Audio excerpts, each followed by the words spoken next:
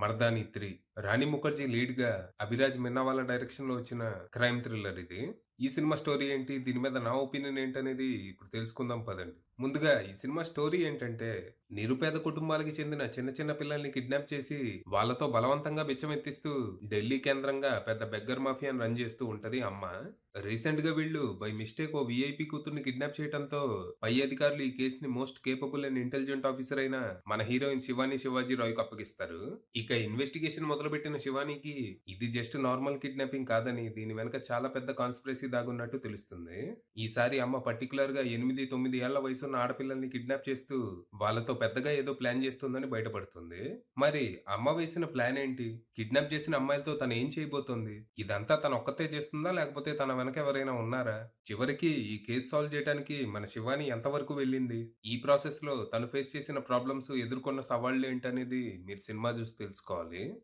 ఇక ఈ cinema engaging first half and routine second half but satisfying క్లైమాక్స్‌తో పర్లేదనిపించింది. ఇందులో కథా కథనాలు కొత్తగా ఏముండవు. ఈ మధ్య కుప్పలు తెప్పలుగా వస్తున్న ఇన్వెస్టిగేటివ్ క్రైమ్ థ్రిల్లర్స్‌లో ఉన్నదే ఇక్కడ ఉంటది. పెద్ద కొత్తదనం ఏమి ఉండదు. అయితే ఇక్కడ Rani Mukherjee powerful performance and చాలా వరకు రేసీగా సాగే స్క్రీన్ ప్లేతో సినిమా ఎక్కడా బోర్ కొట్టకుండా అలా సాగిపోయింది. ఒక మంచి మాస్ ఇంట్రడక్షన్‌తో సినిమాని మొదలుపెట్టి ఎక్కువ లేట్ చేయకుండా డైరెక్ట్‌గా కథలోకి వెళ్ళిపోతారు. బెగ్గర్ మాఫియా క్వీన్‌గా అమ్మ చేసే అరాచకాలు, తన్ని పట్టుకోవడానికి మన శివాని వేసే ప్లాన్స్‌తో ఫస్ట్ హాఫ్ చకచకా గడిచిపోతుంది. ఇన్వెస్టిగేషన్ అంతా ఇంట్రెస్టింగ్‌గా సాగుతది. ఇక ఇంటర్వెల్ ట్విస్ట్ కొంచెం అన్‌ఎక్స్‌పెక్టెడ్‌గా డార్క్‌గా ఉంటూ, ఇప్పుడు ఎలా అని సెకండ్ హాఫ్ కోసం ఎదురు చూసేలా చేస్తది.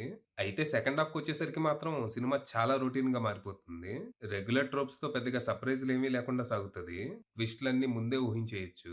ఇక్కడ వచ్చే విలన్ బ్యాక్ స్టోరీ ఇంట్రెస్టింగ్ గానే అనిపించినా, దాన్ని సరిగ్గా ఎక్స్‌ప్లోర్ చేయలేదనిపిస్తది. ఇక ఎత్తుకెళ్ళిన అమ్మాయిల్ని విలన్ ఏం చేస్తున్నాడనేది కూడా అంత గొప్పగా ఏముండదు.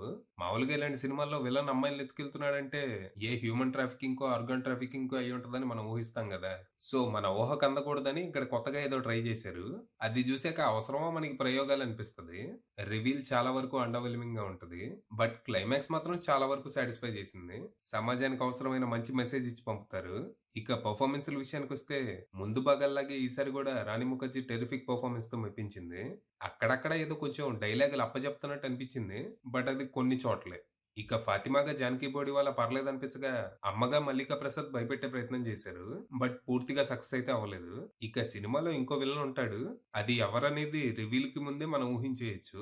కొంచెం పూర్‌లీ రిటన్ అనే జెప్పాలి. ఇక ఆ క్యారెక్టర్‌లో యాక్టర్ పెర్ఫార్మన్స్ కూడా కొంచెం అంతంత మాత్రంగానే అనిపించింది.